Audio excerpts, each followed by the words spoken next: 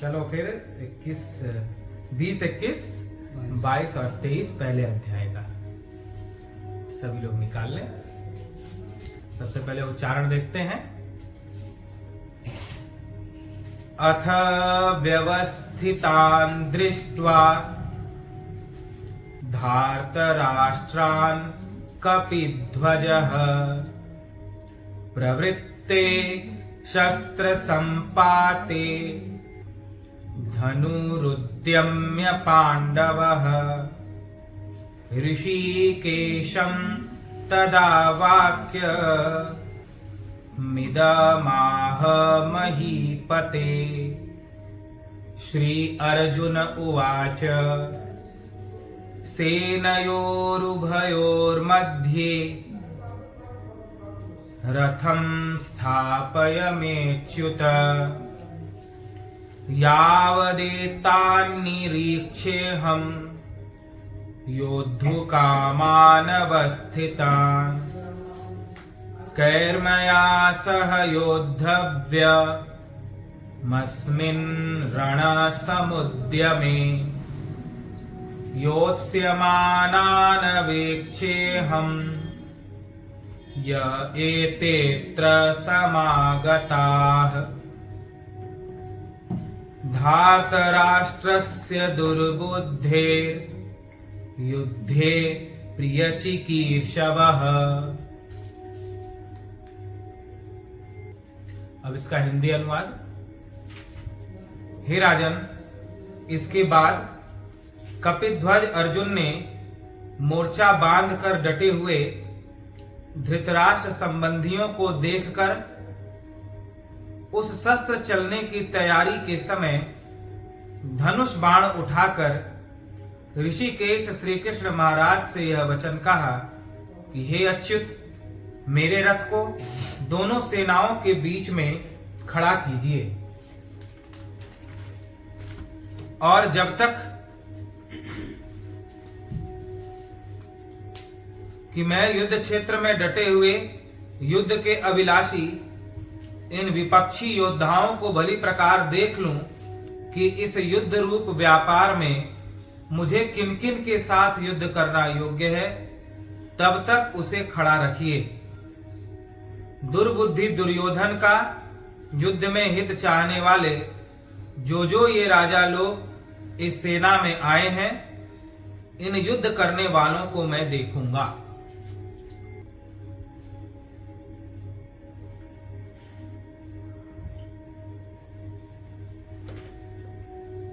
युद्ध की घोषणा हो गई है। शंखनाद के साथ ही युद्ध की घोषणा हो जाती है। दोनों पक्षों से शंखनाद हो गया। अस्त्र शस्त्र चलने की तैयारी है। लेकिन अर्जुन एक सत्शिष्य है। अर्जुन किसी भी कार्य को करने से पहले अपने गुरुजनों की आज्ञा, उनका आशीर्वाद, ये दो चीजें अवश्य प्राप्त करते थे। अपने बड़ों की आज्ञा, उनके आशीर्वाद के बिना किसी भी कार्य को वे प्रारंभ नहीं करते थे। आज जब युद्ध चलने की बेला है, युद्ध प्रारंभ होने वाला है, महात्मा अर्जुन के मन में ऐसा आया कि मैं सबसे पहले अपने गुरुजनों का आशीर्वाद लूं। वे भगवान श्री कृष्ण से कहते हैं कि हे श्री कृष्ण, आप रथ को दोनों सेनाओं के बीच ले चलें, जहां जाकर के मैं ये देख सकूं किन किन के साथ युद्ध करना मेरे लिए योग्य है। दुर्योधन के पक्ष से कौन कौन दुर्बुद्धि आए हुए हैं, दुराचारी आए हुए हैं, जो आज मेरे इन हाथों से यमलोक जाना चाहते हैं। भगवान श्री कृष्ण ने अर्जुन की तरफ देखकर बड़ी मीठी मुस्कान भरी और रथ को हाँक कर आगे बढ़ा दिया। भगवान श्री कृष्ण रथ में नीचे बैठे हुए हैं, अर्जुन रथ में ऊपर बैठे हुए हैं। भगवान अर्जुन के लिए रथ हाँकने का कार्य कर रहे हैं। भगवान की दयालुता तो देखें, भगवान की महती कृपा और करुणा तो देखें। भगवान अपने भक्त के लिए आज एक ड्राइवर का काम कर रहे हैं, एक सेवक का, एक परिचायक का कार्य कर रहे हैं और अर्जुन से नीचे आसन पर बैठकर रथ हाँक रहे हैं। भगवान रथ को दोनों सेनाओं की ओर लेकर के बढ़े हैं। रथ चलाते चलाते चलाते चलाते जब भगवान श्री कृष्ण का रथ सबसे पहले भीष्म पितामह के पास पहुंचता है, भीष्म पितामह को देखकर महात्मा अर्जुन बड़ी विनम्रता से उन्हें प्रणाम करते हैं। जब अर्जुन को देखा है, भीष्म पितामह का हृदय अत्यंत लज्जित हो जाता है। वे लज्जा से भर जाते हैं। उन्हें अर्जुन की बाल्यावस्था दिखाई पड़ने लगती है कि इसने मुझे अपना पिता, अपना गुरु, अपना सर्वस्व माना। अब तक के जीवन में कभी भी इसने मेरा अनादर नहीं किया। हमारे लिए प्राणों की आहुति देकर के भी, किसी भी तरह की कीमत चुका करके भी सेवा के लिए सदा तत्पर रहा। आज भी मेरी आज्ञा से यह कुछ भी कर सकता है। बिना अपराध के आज मैं इसके विपक्ष में खड़ा हूं। इससे युद्ध करने के लिए हम लोग आए हुए हैं। अर्जुन ने कभी भी भीष्म का अपमान नहीं किया, इशारे से ही उनकी हर बात मानी, इशारा समझ करके उनकी आज्ञा को पालन किया।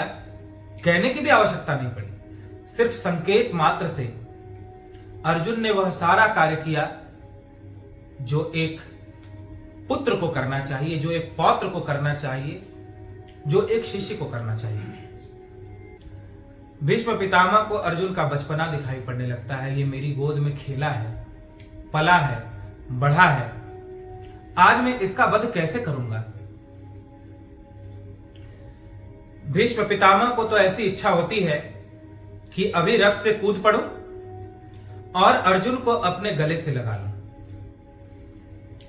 लेकिन जैसे ही वे रथ से उतरकर अर्जुन को गले लगाने को तैयार होते हैं, अंतरिक्ष में प्रकट होकर महाराज शांतनु उन्हें ऐसा करने से मना कर देते हैं। शांतनु भीष्म के पिता हैं। भीष्म पितामह ने अपने पिता महाराज शांतनु के पास दो प्रतिज्ञा की थी। पहली प्रतिज्ञा की थी कि मैं आजीवन ब्रह्मचारी रहूंगा। दूसरी प्रतिज्ञा की थी कि हस्तिनापुर का राजा मैं कभी नहीं बनूंगा, बल्कि इस हस्तिनापुर के सिंहासन पर जो भी बैठेगा, जो भी हस्तिनापुर का राजा होगा, उस राजा के अधीन रहकर, उस राजा की आज्ञा पालन करते हुए मैं हस्तिनापुर की रक्षा सुरक्षा करता रहूंगा। तो इस प्रतिज्ञा के अनुसार धृतराष्ट्र के पक्ष से युद्ध करने के लिए भीष्म पितामह बाध्य हैं, विवश हैं। इसलिए भीष्म पितामह चाह करके भी अर्जुन को गले नहीं लगा पाते, युद्ध का त्याग नहीं कर पाते, या फिर पांडवों के पक्ष में नहीं जा पाते। वे चाहते तो युद्ध का त्याग भी कर सकते थे, न कौरवों की तरफ से युद्ध करते, न पांडवों की तरफ से युद्ध करते, बल्कि युद्ध का त्याग करके जंगल में चले जाते, तीर्थ यात्रा पर चले जाते, या फिर संन्यास ले लेते, किसी पक्ष से भी युद्ध नहीं करते। लेकिन प्रतिज्ञा के कारण से वे बाध्य हैं कि धृतराष्ट्र के अनुसार मुझे युद्ध करना है, तो कौरव पक्ष से उन्हें युद्ध करना पड़ा। लेकिन अर्जुन का कोई अपराध नहीं है, अर्जुन बड़ा प्रिय है, उसने संकेत मात्र से हमारी बड़ी सेवा की है, हमारी हर आज्ञा पालन किया है। मैं बहुत विचार करके देखूं तो भी आज तक इसने सपने में भी हमारा अनादर नहीं किया। हमें थोड़ा भी अप्रिय लगा हो, इससे किसी भी व्यवहार से, किसी भी कार्य से अंश मात्र भी दुख हुआ हो, ऐसा पूरे जीवन में देखने को नहीं मिलता। यह ऐसा सदाचारी है। भीष्म पितामह अर्जुन की तरफ जब देखते हैं, अर्जुन ने उन्हें प्रणाम किया है भाव में भर करके आशीर्वाद के लिए, तो भीष्म पितामह लज्जा से भर जाते हैं, आंखों में आंसू भर आते हैं और अपना सिर नीचे झुका लेते हैं कि मैं ऐसे अपने पुत्र के साथ, ऐसे अपने शिष्य के साथ युद्ध कैसे करूंगा। वे अपनी नजर ऊपर नहीं उठा पाते। भगवान श्री कृष्ण रथ को और आगे ले जाते हैं। गुरु द्रोणाचार्य के पास जब रथ को लेकर के गए हैं, गुरु को देख करके महात्मा अर्जुन अपने बाणों से उन्हें प्रणाम करते हैं और बड़े प्रेम में भरकर नेत्र झुकाकर प्रणाम किया, और प्रेम में भरकर जब नेत्र उठाए और गुरु के नेत्रों से नेत्र मिलाना चाहा, तो आचार्य द्रोण अर्जुन की आंखों में आंख नहीं मिला पाए और वे भी मन में विचार करने लगे कि इसने मेरे पुत्र से भी बढ़कर के मेरा सम्मान किया है। गुरु ब्रह्मा गुरु विष्णु गुरु देवो महेश्वर, गुरु साक्षात परम ब्रह्म तस्मै श्री गुरुवे नमः। गुरु साक्षात ब्रह्मा का स्वरूप होते हैं, गुरु साक्षात विष्णु का स्वरूप होते हैं, गुरु साक्षात शिव का स्वरूप होते हैं और साक्षात परब्रह्म परमेश्वर का स्वरूप होते हैं। द्रोणाचार्य मन में सोचने लगते हैं कि ये मेरा शिष्य अर्जुन, इसने ब्रह्मा की तरह मेरा आदर किया, इसने भगवान विष्णु की जैसा मेरा सम्मान किया। जो स्थान भक्त भगवान नारायण को देते हैं, वही स्थान इसने अपने जीवन में मुझे दिया। इसने महेश की तरह, शिव की तरह मेरा आदर किया, मेरी सेवा की। जैसे शिव भक्त शिव की उपासना करते हैं, शिव की सेवा करते हैं, ऐसे ही मुझ में ही शिव को देखकर इसने मेरी सेवा की। गुरु साक्षात परम ब्रह्म, इसने मुझ में साक्षात परमात्मा को देखा। मेरे बेटे से भी बढ़कर के यह मेरे लिए प्रिय है। इसका कोई अपराध नहीं है, लेकिन जैसे म्लेच्छ गाय को मारने के लिए घेर लेते हैं, उस गाय का कोई अपराध नहीं होता। बहुत सारे म्लेच्छ मिलकर के जैसे गाय का वध करने के लिए उसे घेर लेते हैं चारों तरफ से, वैसे ही हम सब ने मिलकर के अर्जुन को और निरपराध पांडवों को मारने के लिए घेर लिया है। मैंने अनेक बार परीक्षा लेकर के देखा, लेकिन मेरी प्रसन्नता छोड़कर अपना स्वार्थ इसने कभी जीवन में सोचा ही नहीं।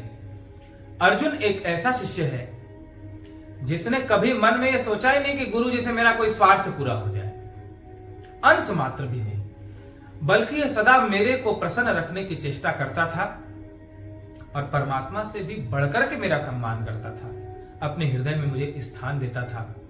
ऐसे अपने निरपराध शिष्य को मैं कैसे मारूं? आज इसके साथ मैं कैसे युद्ध करूं? अर्जुन तो प्रेम में भर करके द्रोणाचार्य की आंखों में आंख मिलाना चाहते हैं, लेकिन द्रोणाचार्य अर्जुन की आंखों में आंख नहीं मिला पाते हैं और लज्जा के कारण से उनका सिर झुका का झुका रह जाता है। भगवान श्री कृष्ण रथ को हाँककर युद्ध की स्थिति में दोनों सेनाओं के बीच ले जाकर के खड़ा कर देते हैं। हम सब भी बीच की स्थिति में खड़े होकर के अपने विकारों को देखें। हमारे हृदय में कौरव भी हैं और पांडव भी हैं, आसुरी वृत्तियां भी हैं और दैवी वृत्तियां भी हैं। क्रोध, लोभ, मोह, काम, राग, द्वेष, अभिमान, छल कपट, ईर्ष्या, ये कौरव पक्ष है हमारे भीतर। तथा अहिंसा, सत्य, अस्तेय, ब्रह्मचर्य, अपरिग्रह, शौच, संतोष, तप, स्वाध्याय, ईश्वर प्रणिधान, भक्ति के 9 अंग, दया, करुणा, धृति, क्षमा इत्यादि सद्गुण, ये पांडव पक्ष हैं। तो ऐसा नहीं है कि महाभारत में कौरवों और पांडवों का युद्ध किसी जमाने में हुआ, अब वो पहले की बात रह गई, बल्कि हमारे भीतर भी कौरवों और पांडवों का युद्ध निरंतर चलता रहता है। क्रोध का बोध के साथ युद्ध चलता रहता है। बोध पांडव है तो क्रोध कौरव है। क्रोध का बोध के साथ युद्ध होता रहता है। कभी क्रोध हावी हो जाता है तो कभी बोध हावी हो जाता है। लोभ का संतोष के साथ युद्ध चलता रहता है। कभी लोभ लालच हमारे ऊपर हावी हो जाता है तो कभी संतोष लोभ को जीत लेता है। द्वेष और प्रेम का युद्ध चलता रहता है। कभी द्वेष हम पर हावी हो जाता है, द्वेष प्रेम को पराजित कर देता है, तो कभी प्रेम द्वेष को जीत लेता है, द्वेष को पराजित कर देता है। ये हमारे बीच युद्ध चलता रहता है। भगवान ने दोनों सेनाओं के बीच लाकर के रथ को खड़ा कर दिया और अर्जुन से कहा कि अब तुम देखो कि तुम्हें किसके किसके साथ युद्ध करना है। अर्जुन पहले तो बड़े अभिमान में थे कि देखो तो कि मेरे हाथ से आज कौन कौन मरने आए हैं। उस दुर्बुद्धि दुर्योधन का साथ देने के लिए आज कौन कौन लोग आए हैं। रथ को दोनों सेनाओं के बीच लेकर के चलिए। अर्जुन ने अनजाने में भगवान का अपमान भी कर दिया। भगवान रथ के नीचे बैठे हुए हैं, अर्जुन ऊपर बैठे हुए हैं।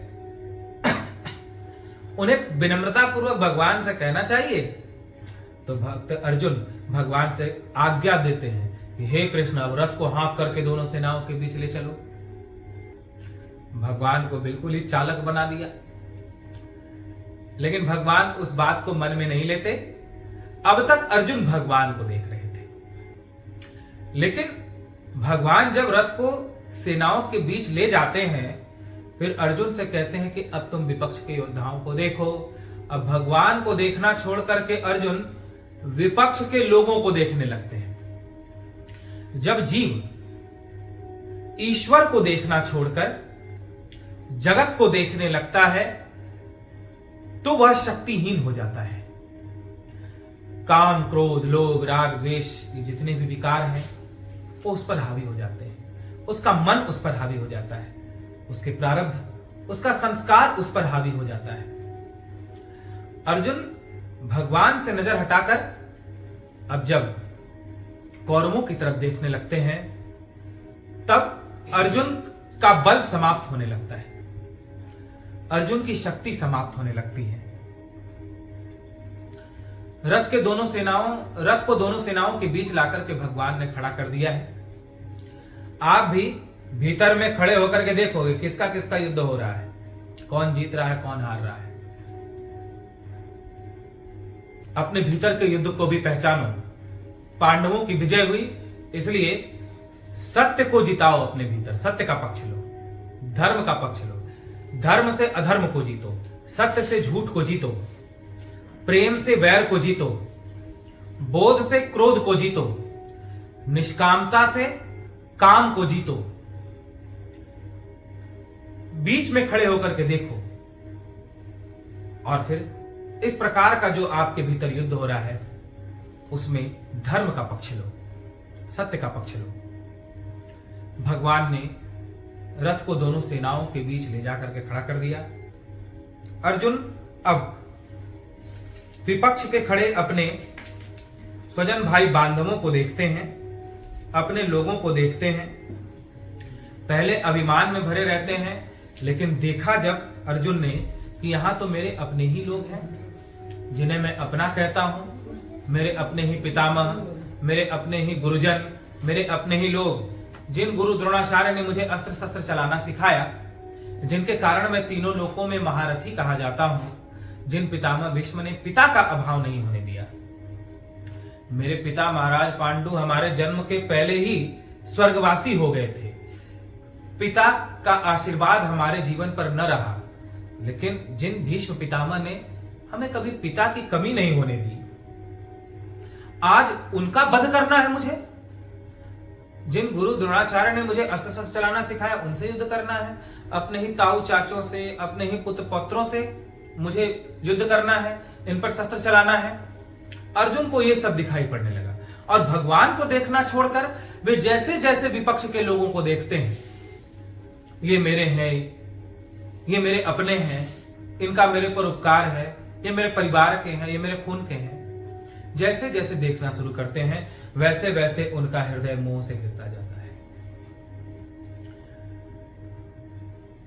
उनके चित्त में मोह भरता जाता है। अभी तक भगवान को देख रहे थे तो उत्साह था, और उत्साह में कहते हैं कि रथ को दोनों सेनाओं के बीच ले चले, मैं देखूं तो किनसे किनसे युद्ध करना है। लेकिन भगवान को देखना छोड़ करके जैसे ही उन्होंने संसार को देखना शुरू किया, ये मेरे ताऊ चाचे हैं, ये मेरे पिता पितामह हैं, ये मेरे अपने हैं, वैसे ही उनके भीतर मोह आ जाता है। जो अर्जुन बहुत उत्साहित थे वे बहुत निर्बल हो जाते हैं। मोह व्यक्ति को निर्बल बना देता है, क्रोध निर्बल बना देता है, अहंकार निर्बल बना देता है। हम निर्बल तब होते हैं जब हम भगवान को भूल जाते हैं, भगवान को देखना छोड़ देते हैं, जगत को देखने लगते हैं, तब हम बहुत कमजोर हो जाते हैं। लेकिन जब जगत को न देखकर सर्वत्र जगदीश को देखते हैं, सब में एक ही परमात्मा को देखते हैं, तो हम बहुत बलवान हो जाते हैं। हमें अपार बल आ जाता है। जिसकी आंखों में भगवान है उसमें अपार सामर्थ्य आ जाती है, अपार तेज आ जाता है, अपार बल आ जाता है। और जिसकी आंखों में जगत दिखाई पड़ता हो वह अत्यंत कमजोर, बहुत कमजोर हो जाता है। भगवान ही अर्जुन से कहते हैं, यह भी बड़ी विचित्र बात है। गीता में यदि आप पढ़ेंगे तो भगवान ही अर्जुन से कहते हैं कि हे अर्जुन, अब देखो इन विपक्षियों को। अपने को दिखाना छोड़ करके अब कहते हैं अब इन विपक्षियों को देखो। और अर्जुन भगवान से दृष्टि हटा करके जैसे ही विपक्षियों को देखता है वैसे ही उसकी स्थिति विचित्र हो जाती है। भगवान ने ही हम लोगों के लिए सब माया बना रखी है। ये संसार, ये जगत अपने अच्छे बुरे, जैसे ही भगवान से नजर हटा करके, भगवान को भूल करके हम जगत को अच्छा समझने लगते हैं। जगत के प्रति हमारा अपनापन हो जाता है, जगत के प्रति आसक्ति हो जाती है, जगत के प्रति ममता हो जाती है, मेरेपन का, मैंपन का भान हो जाता है, आदर बुद्धि हो जाती है जगत के प्रति। वैसे ही हम अत्यंत निर्बल होकर के मोह की दुनिया में प्रवेश कर जाते हैं, और जो हमारा धर्म है, जो हमारा कर्तव्य है, उस कर्तव्य को भूल जाते हैं, उस कर्तव्य से हम पीछे हट जाते हैं, उस कर्तव्य की तरफ हम नहीं बढ़ पाते। तो भगवान अर्जुन से कहते हैं कि ये इन सभी विपक्षियों को देखो, भगवान ने ही ये माया बनाई है। लेकिन जो माया को न देख करके मायापति को देखता है वह तो माया से युद्ध में विजयी होता है और माया के पार परमात्मा तक पहुंच जाता है। लेकिन जो जगत को ही देखने में लग जाता है फिर वो माया से पराजित होकर बार बार जन्म और मृत्यु के चक्कर में भटकता रहता है। तो अब अर्जुन के मोह का वर्णन भक्त संजय राजा धृतराष्ट्र के पास करते हैं। यहां तक की स्थिति को बताया कि अर्जुन ने भगवान श्री कृष्ण से कहा कि रथ को हाँक करके युद्ध के सभी लोगों को मुझे दिखाएं कि कौन कौन मेरे से युद्ध करने के लिए आए हैं, दोनों सेनाओं के बीच लेकर के चले। भगवान ने रथ को दोनों सेनाओं के बीच ले जाकर के खड़ा कर दिया है। अर्जुन सभी को देखते हैं, जो बड़े हैं उन्हें प्रणाम करते हैं, सबकी आंखों में आंख मिलाना चाहते हैं। लेकिन सबकी स्थिति को जब देखा कि मेरे गुरु भी मेरी आंखों में आंख नहीं मिला रहे हैं, भीष्म पितामह भी सिर को झुकाए हुए हैं और यहाँ सब मेरे अपने ही हैं, तो अर्जुन के हृदय में मोह छा जाता है। शोक संताप से वे घिर जाते हैं, उनके हाथ पैर कांपने लगते हैं, आंखों के सामने अंधेरा छा जाता है, उनका सारा उत्साह समाप्त हो जाता है। इसलिए आज का सार यही है कि जगत को न देख करके जगदीश को देखो, सब में परमात्मा को देखो जिसने इस जगत को बनाया है। जब जगत को देखने लगता है और जगदीश से दृष्टि हटा देता है, परमात्मा से नजर हटाकर जब संसार को देखने लगता है, तब जीव बहुत निर्बल बन जाता है और अपने जीवन के लक्ष्य से, परमार्थ से, भगवत प्राप्ति के लक्ष्य से भटक जाता है। इसलिए भगवान पर सदा नजर रखो, भगवान पर सदा दृष्टि रखो, तो भगवान की माया से बचे रहो। मोह का वर्णन जो भक्त संजय ने राजा धृतराष्ट्र के पास किया है, उसका वर्णन हम लोग कल सुनेंगे। आज यहीं पर वाणी को विराम देते हैं।